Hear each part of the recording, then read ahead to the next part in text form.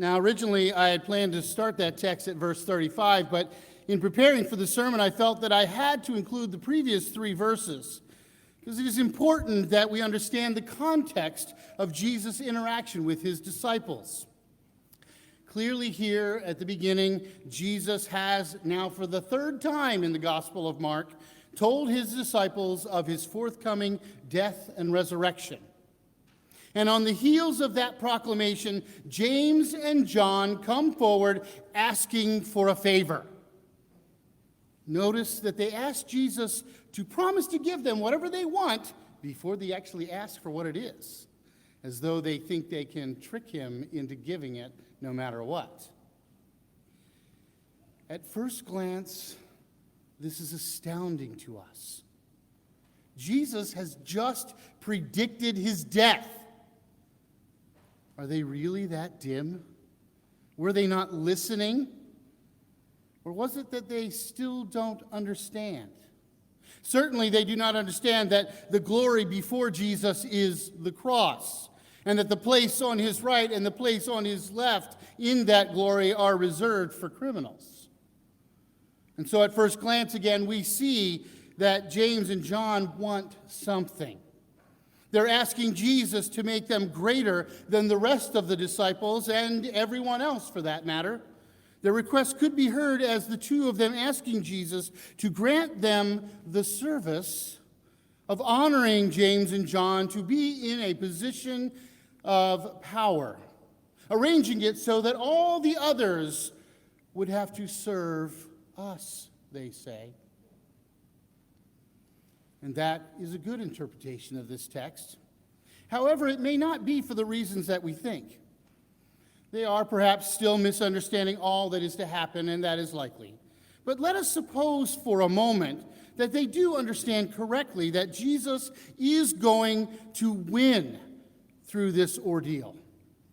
And that when he sits on the glory of his resurrection victory, they want to be there next to him in places of honor, the place like him to be served by all the rest. You see, in the end, whether they understood or remained ignorant of what was going to happen to Jesus at Jerusalem, they still desire the same thing. They desire to be above all others. Now, they probably thought they deserved it because they had tenure. They were among the first disciples called. Or perhaps they thought they deserved it because being closer to Jesus than the others, for it is James and John, along with Peter, who is often called aside alone with Jesus. Perhaps they thought they should be first among the disciples because they were smart enough simply to ask. Or maybe they thought they were actually better than all the others. What arrogance, we cry. What an elitist attitude. How brazen that they ask for top positions in the future hierarchy of his kingdom. It's no wonder that the other 10 are ticked off by this request. It's no wonder they become angry with James and John. And who could blame the other 10? They've been just as faithful. They have left just as much behind as James and John. Or perhaps, let's face it, they're like us. Perhaps they were just jealous because they hadn't thought of it first, or they hadn't had the nerve to ask Jesus the way James and John did, because, let's face it, that's probably where we would be at that point. And so Jesus senses the strife in the group, and he handles the situation in a pretty tactful way. He gathers all 12 of them and laid a little attitude adjustment on them with a pretty harsh reality check. Jesus clearly wants them to adjust their attitude, away from an attitude of arrogance and anger, and back toward the attitude of service. Whoever wishes to be great among you, Jesus says, you must be your servant. And whoever wishes to be first among you must be slaves of all. The Son of Man came to be served, did not come to be served, but to serve, and to give his life as ransom for many. Friends, we cannot make light of Jesus' words here. We must understand how hard these words are for us. Before you go up, Jesus is saying, you must go down. Before you ascend to heavenly places and top positions in God's realm, you must descend to the role of servant, even to that of a slave. Because in Jesus' world and in Jesus' eye, attitude precedes altitude. Before you climb to the heights of position and responsibility, you must go down to the level of serving the poor and the lowliest. To share in his glory, he says, you must not have the attitude of a tyrant, one who lords it over the others, but rather an attitude of the servant, an attitude of living in service, not expecting that others should serve us. It makes sense, doesn't it? I mean, think about it. What annoys us the most about the rich and famous, the people with power and influence? Is it not their brazen attitude toward the world, the feeling that they somehow are above the rest of we mere mortals and deserve to be treated like gods? These are the ones we know in our hearts we despise as being aloof from us, that somehow they are above the laws of man and nature. They're above the expectations of how we're supposed to act toward each other. And sadly, in our fallen world, we see that so enmeshed in sin are we, that many people do admire those who would be tyrants over us. Many people do admire those who would lord over us. Many people do admire those who believe they are above the law, and we often treat them as though they are above the law. But I challenge you, is that who you admire? Is that who you want to be? We all have it within ourselves to get a little too full of ourselves, a little too cocky from time to time. That's human nature. That's the result of being fallen into sin. Just look to the example of the Old Testament. The Hebrew nation always found a way to fail when they should have been victorious, by losing their humility and believing that they could do it all for themselves, that they no longer needed to listen to God. They were better than God, smarter than God, no longer needed God. As for individuals in the Old Testament, just look to David and Solomon and so many others. It's not hard to understand why Job is reminded here in our text today who is really in charge of this world and who is most deserving of praise. We are so easily judgmental of these heroes and of others who challenge the sovereignty of God, those who feel that they know better than God, those who flaunt God's commandments, choosing to ignore them or at least to apply them only to others as they see fit. Friends, we should listen carefully to God's words to Job and his friends. Where were you when I laid the foundations of the earth? And so on. God might just as easily have said, who are you to question me?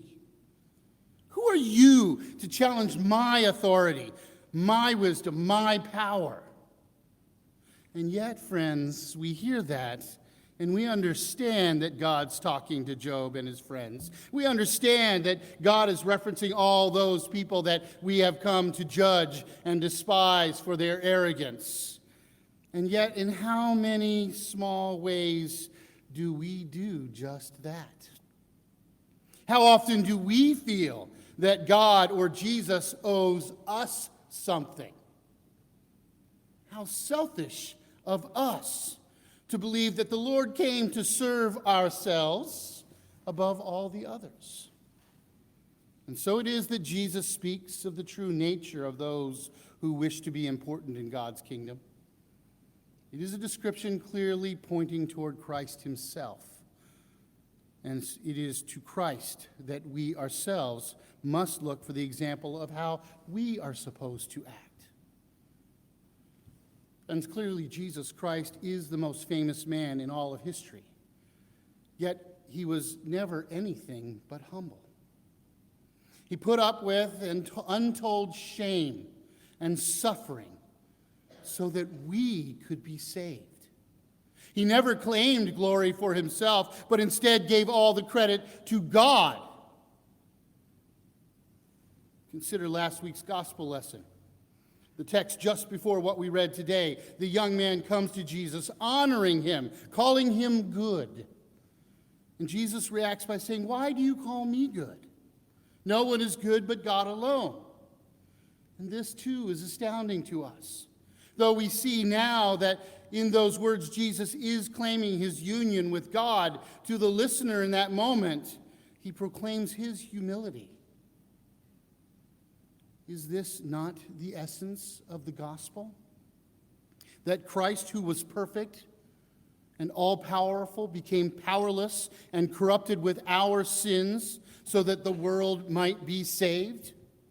That he gave his life as ransom for our lives? That Jesus became what we tend to revile in others, and let's be on when we are honest with ourselves, what we revile in ourselves, so that we might be forgiven and made righteous in the eyes of God and receive eternal life? We hear the expression a lot these days, you need a reality check. For certain people that need an attitude adjustment. Neither one is a flattering phrase. And you know who needs them. You can think of them. You're thinking of them right now. But don't forget about the person who looks back at you in the mirror, because sometimes you need it too.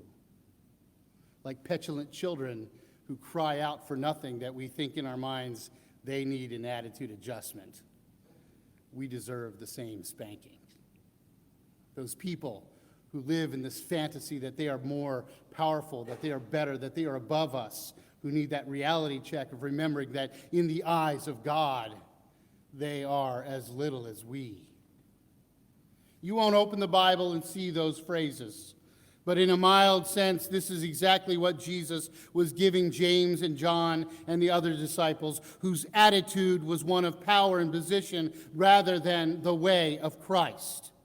He brought them down to earth by informing all of them that his destiny and theirs, if they so choose to stick with him, was the way of the cross. The way of sacrifice, the way of service, not serve us. This spiritual reality check would help them overcome their personal ambitions and their self-importance, so that in order that they might serve God and others in the name of Christ in the years to come. But we ourselves could use that same spiritual reality check much more often than we can admit. I know I do. Writing this sermon was not easy for me this week. It brought with it a lot of confession and attitude adjustment in my time of prayer. I challenge you to the same spiritual reality check. To compare yourself to the example set by Jesus and see how you measure up to an attitude of service rather than the attitude of serve us. And remember, in that comparison, Jesus gave his life for you. I know I stand here today before an incredibly gifted and faithful group of disciples, and I do not say that lightly. Your capacity for love, generosity, service, and faith is more than any pastor could hope for. And yet, how often have we said in our private conversations, or at least in our hearts, we deserve to have more people here to join us in worship? How often have we said in our hearts, I deserve more respect and more recognition for all that I have done for the church and for God? How often in our inmost thoughts have we whispered, God, the church, other people owe me something?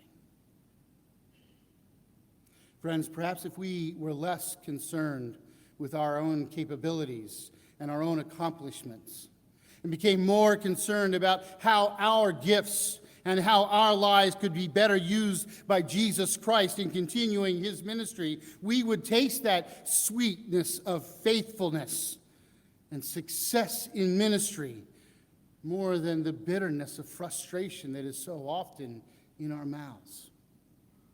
Friends, Jesus has called us to humble service to God, not a life believing that God should serve us. Where do you stand?